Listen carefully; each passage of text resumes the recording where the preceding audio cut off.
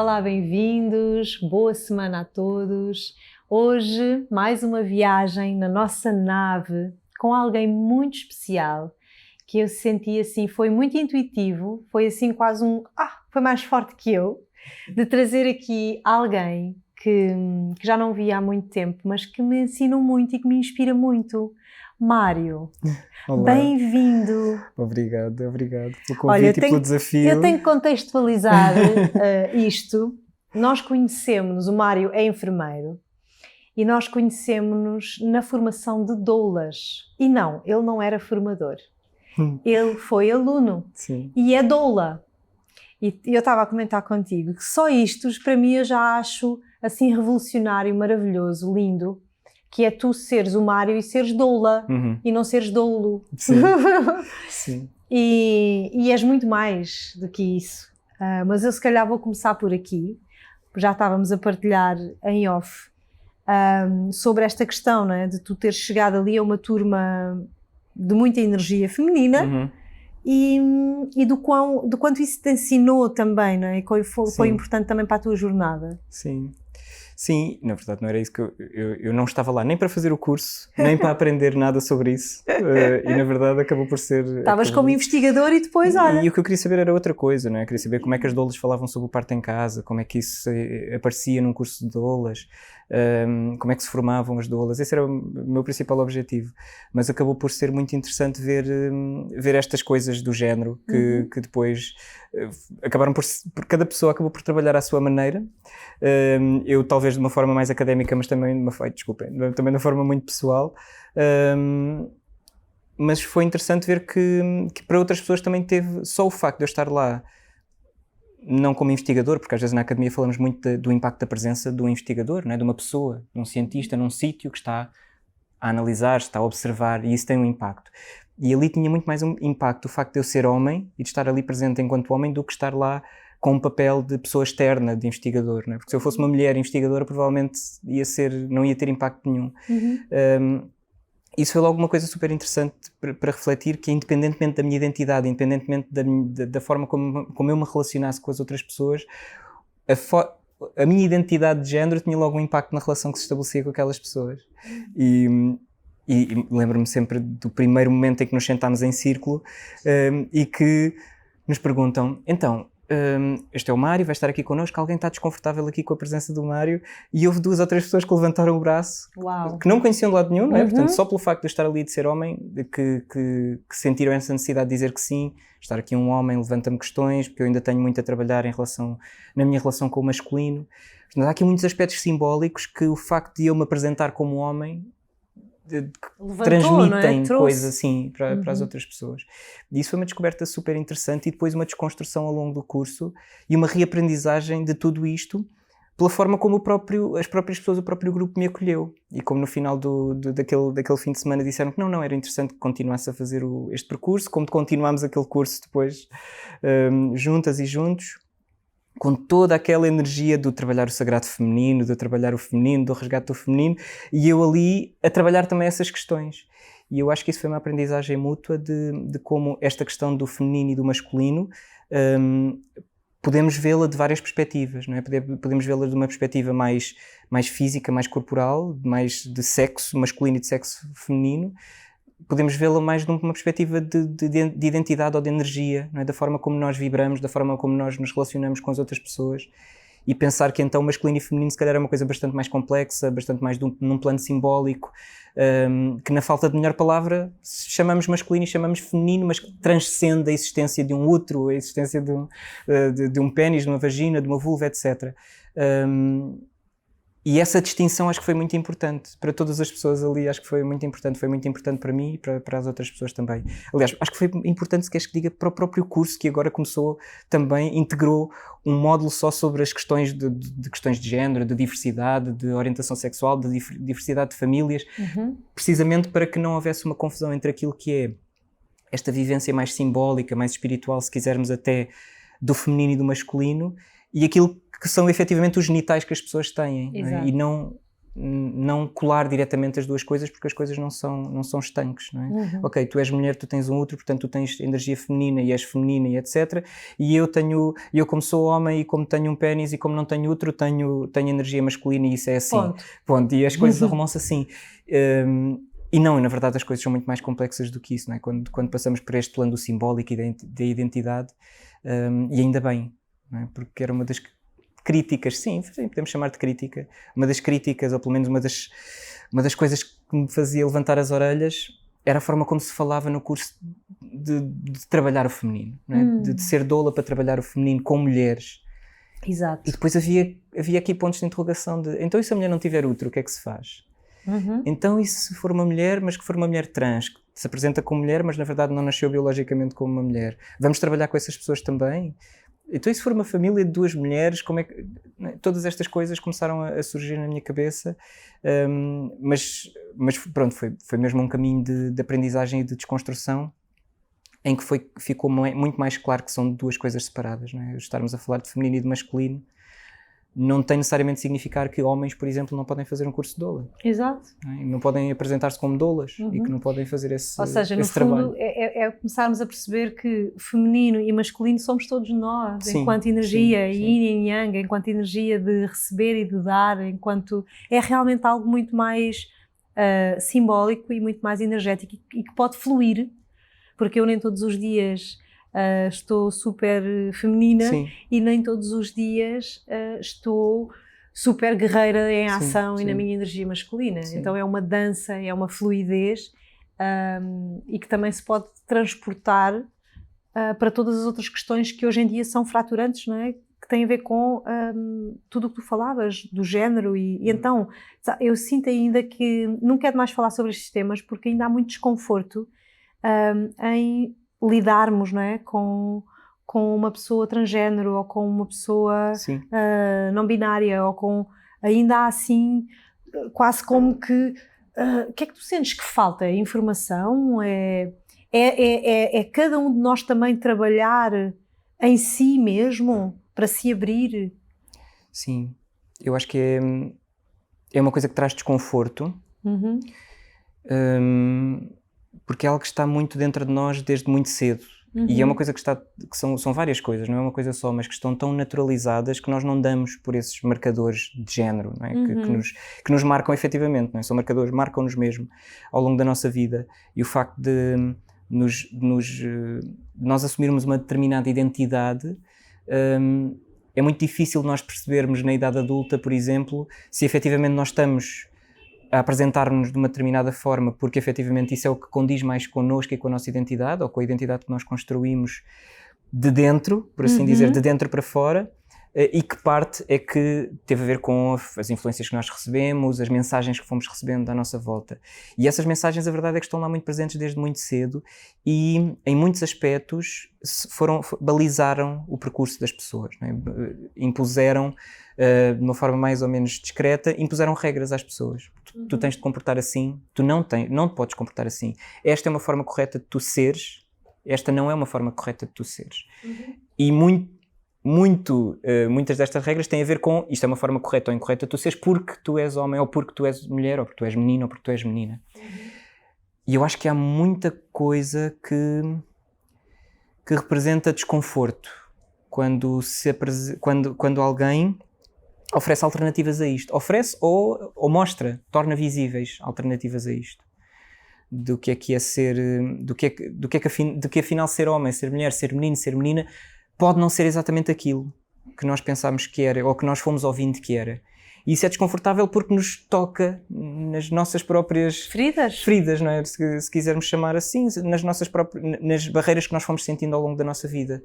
Eu não pude fazer aquilo, eu não pude ser assim. Eu tive de seguir uma determinada regra e quem é esta pessoa agora para vir dizer que afinal rapazes podem ter cabelo comprido ou rapazes podem gostar de outros rapazes e por aí vai, não é? Todas estas outras coisas que dizem respeito à diversidade da identidade das pessoas, das formas de viver das pessoas, das formas muito diversas com que as pessoas podem viver as suas relações. Portanto, acho que tem muito a ver com isto, com o facto de haver uma grande formatação ainda dentro deste plano do que deve ser um menino, do que deve ser uma menina, que vem desde muito cedo. E é por isso também que este assunto toca-me muito e é uma das coisas que eu mais abordo também nas redes sociais, nas partilhas que vou fazendo. Tem a ver com a forma como nós abordamos as crianças e como nós, de uma forma muito inconsciente, e nós às vezes pensamos, mas eu sou tão machista. Às vezes não tem a ver com o machismo naquela primeira acessão de que nós temos coisas que fazemos conscientemente, não é? Tal como o racismo ou tal como outros ismos que nós possamos pensar. Muitas dessas coisas não estão no plano da consciência, não é? Estão no plano de coisas que nós fazemos porque fazemos assim, porque foi assim que aprendemos, porque nem sequer pensamos sobre isso. E em relação às crianças isto é muito natural. De vermos de vermos um menino, por exemplo, e de assumirmos, mesmo de uma forma inconsciente, que o menino vai gostar de brincar com carros, vai se comportar de uma determinada maneira, vai ser mais forte, vai gostar de jogar à bola, etc. Vamos perguntar pelas namoradas, coisas assim deste género. Quer dizer, se calhar perguntar pelas namoradas, se calhar já ir um bocado longe demais, já ia dizer que se calhar isto é um pouco machista, com alguma facilidade, mas outras coisas não são assim tão diretas, não é? Não é são mais subtis, são não é? muito subtis, porque estão muito imbricadas aqui, estão muito muito no tecido enraizadas daquilo que é a sociedade e daquilo que é a forma como nós nos relacionamos.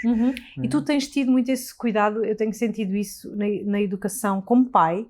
O que é que tu tens descoberto através da paternidade, sobre tudo isso, não é? Sim, eu tenho descoberto montes de coisas, não é? Montes de coisas que se relacionam com, relacionam-se com tanto, antes de mais relacionam-se comigo mesmo, não é? Com a minha relação comigo mesmo, com a minha relação com o meu corpo, com os limites do meu corpo. Então vou-te perguntar assim, que coisas mais poderosas é que tu desconstruíste com a ajuda das tuas filhas?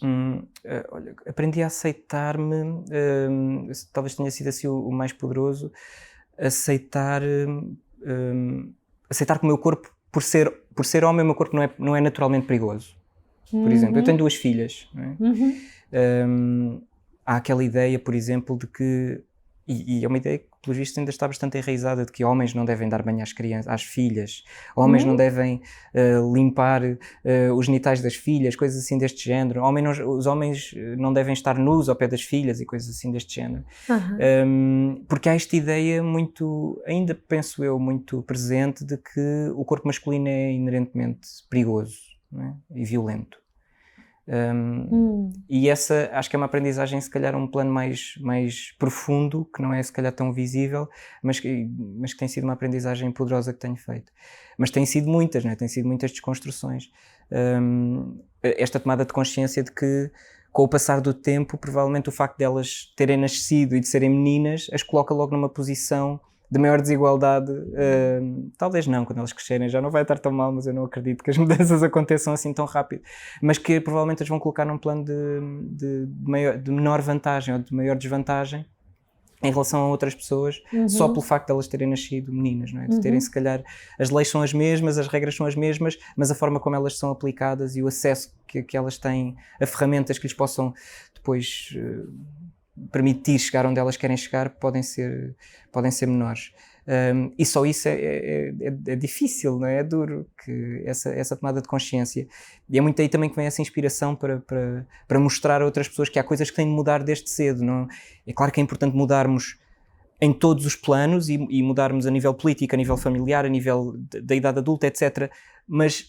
Mas eu acredito mesmo muito que muitas destas desigualdades nascem na infância, quando nós dizemos que as meninas têm de ser de uma determinada forma porque são meninas e os meninos de uma determinada forma porque são meninos. E aí isso começa a criar um condicionamento. Esta ideia de um binarismo que é uma ideia falsa, que não existe, mas que nós a produzimos. Isto é mesmo algo produzido pela sociedade, porque o binarismo é uma falácia, não existe. Não é?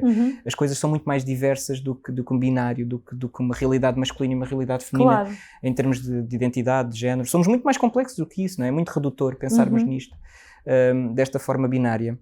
E então eu sou assim muito a favor do abolicionismo do género nesse aspecto, do abolicionismo do binarismo, pelo menos. Não só na infância, mas também pensar em termos mais plurais também na idade adulta e de não encerrarmos a nossa identidade em caixinhas de masculino e feminino. Um homem pode pintar as unhas, se calhar pode. Um homem pode cortar o cabelo ou pode ter o cabelo comprido, pode. Não é? Uma mulher pode fazer isto, pode fazer aquilo, pode. Não é? O facto de termos por trás esta etiqueta que nos foi concedida à nascença de sermos rapazes ou raparigas não tem de condicionar a forma como nós nos apresentamos, a forma como nós nos identificamos.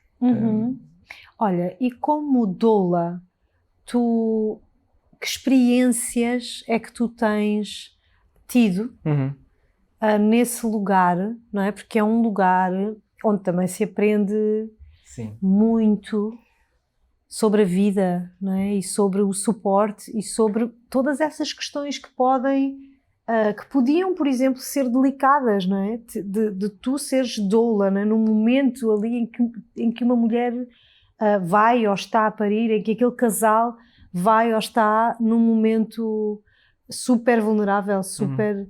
Como é que é a tua experiência no trabalho com as mulheres e com os casais e em todo esse universo que é tão...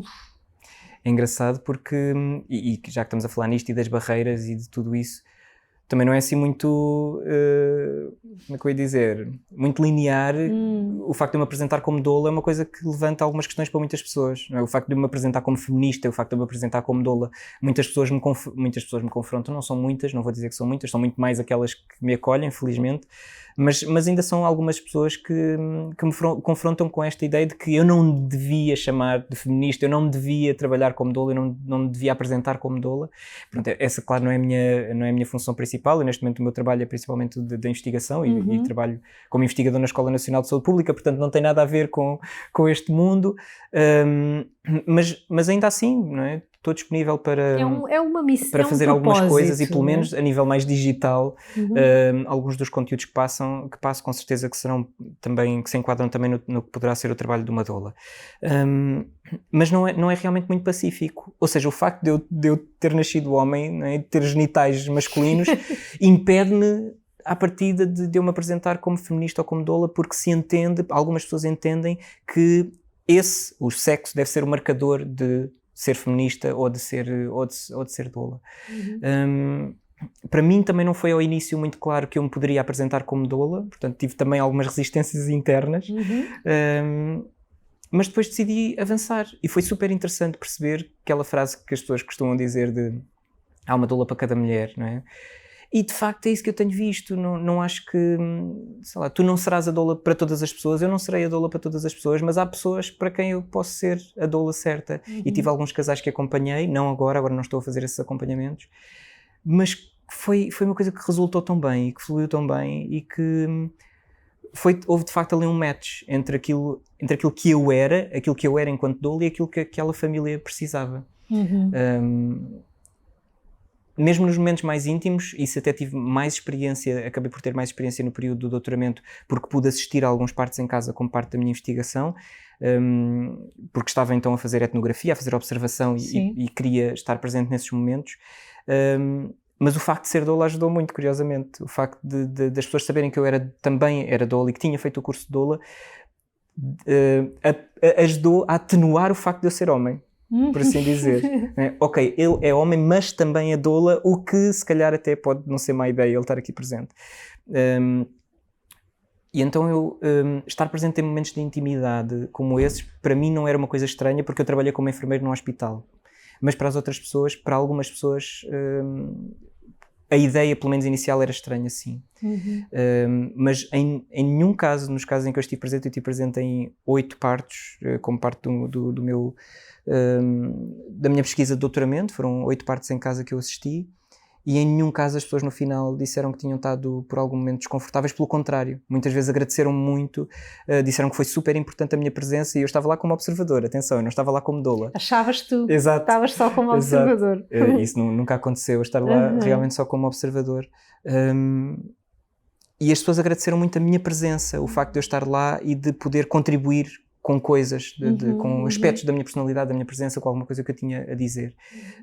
E isso diz muito também daquilo que nós concebemos como um parto ideal ou como um local de parto ideal. E de como muito facilmente nós caímos nesta ideia de que entender o parto como um território feminino é muito fácil nós passarmos para então têm de estar mulheres presentes.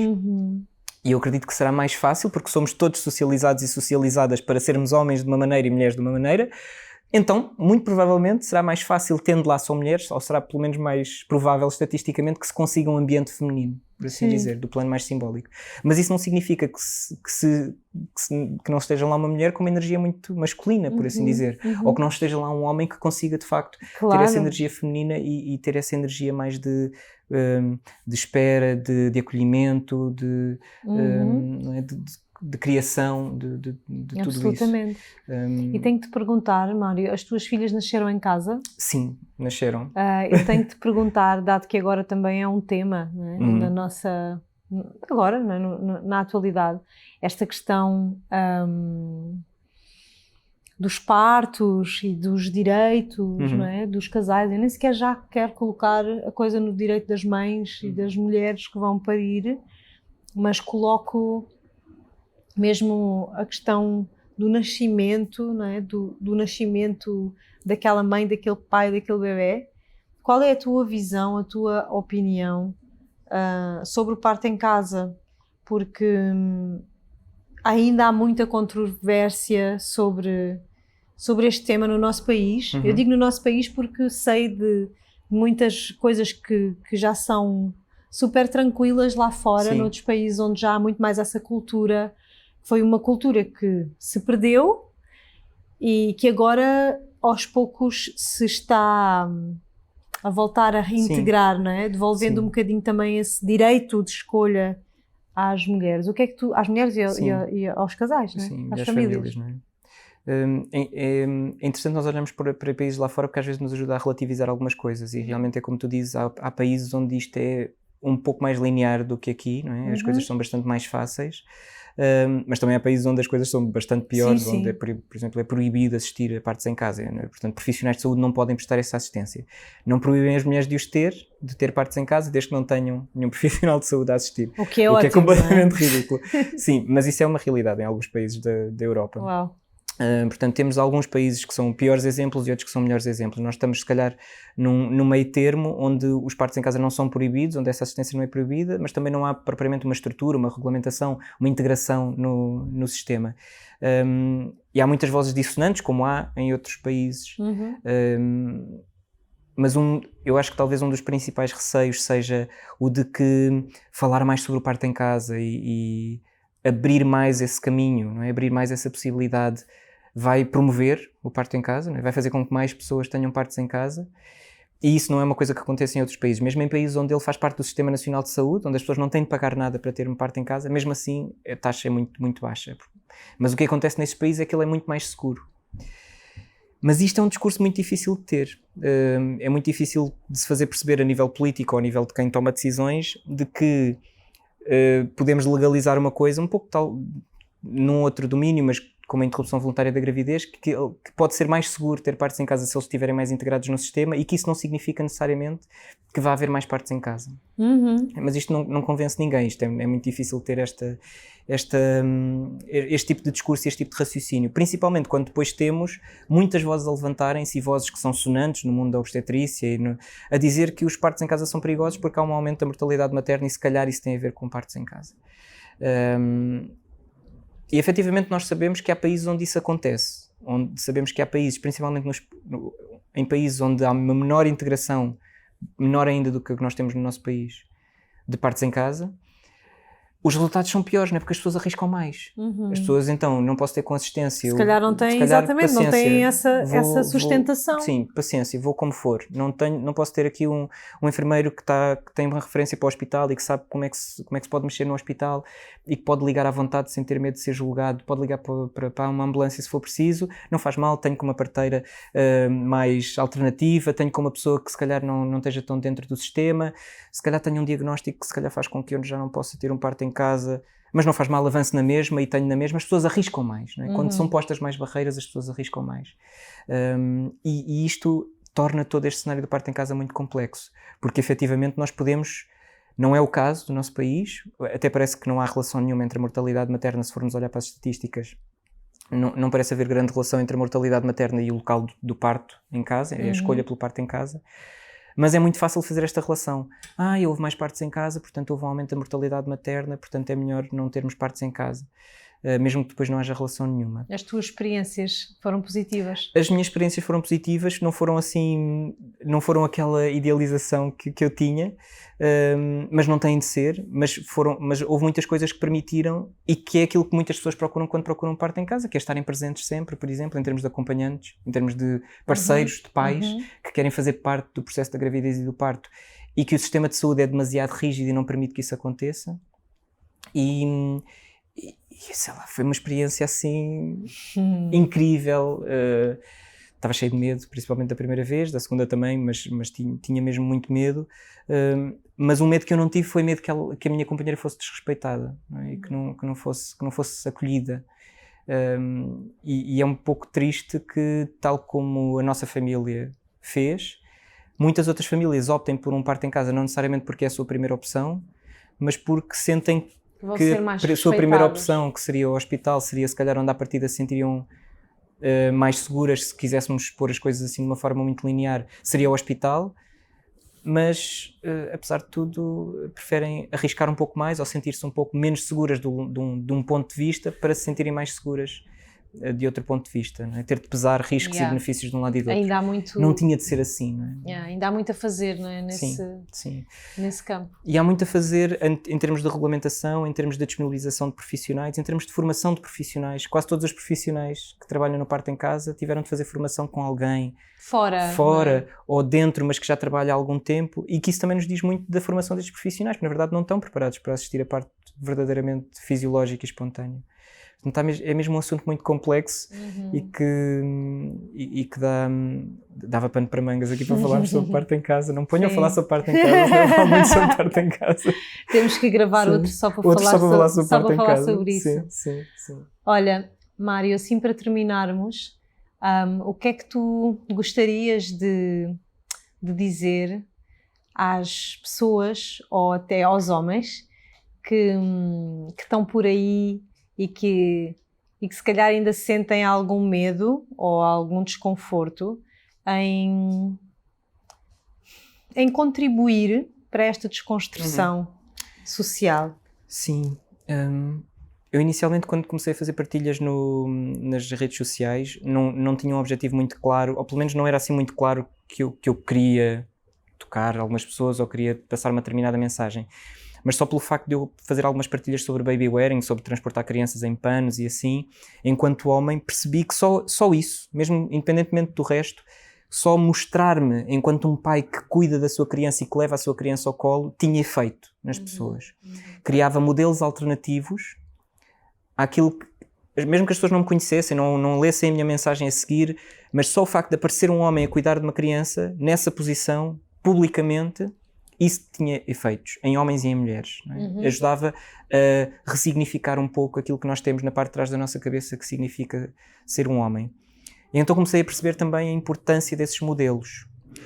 Alguns desses modelos importantes para mim também, que foi, por exemplo, eu querer usar o cabelo comprido, mas depois tinha um cabelo, queria sempre andar com o cabelo apanhado, mas também não estava confortável porque tinha assim muitos cabelos assim perdidos na minha cabeça, e eu sempre vivi com mulheres e vivo com a minha companheira, e o que não falta lá em casa são ganchos, mas eu, pelo facto de ser homem, nunca consegui conceber que eu poderia usar um gancho na minha cabeça, não é? Os ganchos estavam lá em casa, mas isso não acontecia, não é? Esse fusível, essa ligação não se fazia no meu cérebro.